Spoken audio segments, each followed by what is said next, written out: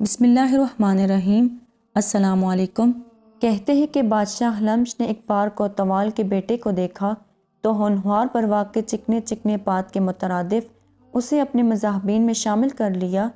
ये नेक फितरत नौजवान दाना बादशाह की तवक्कात के ऐन मुताबिक साबित हुआ। वफाशारी और दयानतदारी और शराफत में वो अपनी मिसाल आप था।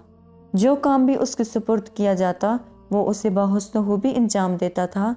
इसकी काबिलियत और शराफत के बायस जहाँ बादशाह की नज़रों में इसकी कदर मंजिलत ज़्यादा होती चली जा रही थी, वहाँ हासदों की परेशानियों और दुखों में इजाफा होता जाता था।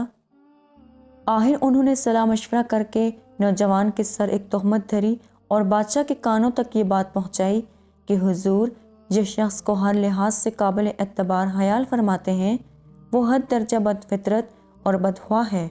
अगरचे हासदों ने यह साजिश बहुत खूबी से तैयार की थी और उन्हें यकीन था कि बादशाह नौजवान को कत्ल करवा देगा, लेकिन दाना बादशाह ने यह बात महसूस कर ली कि कसूर नौजवान का नहीं बल्कि हासदों का है।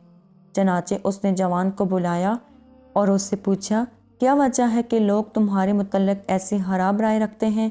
नौजवान ने जवाब दिया, इसका बायस इसके सिवा कुछ नहीं कि हुजूर इस हाकसार पर नवाजिश फरमाते हैं।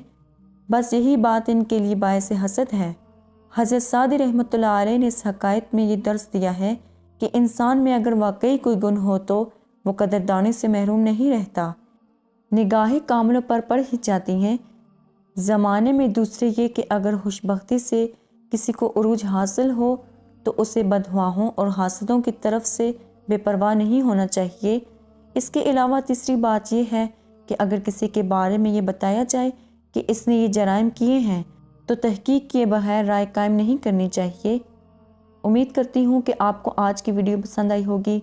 मज़ीद इसी तरह की वीडियोज़ देखने के लिए हमारे चैनल को सब्सक्राइब करें।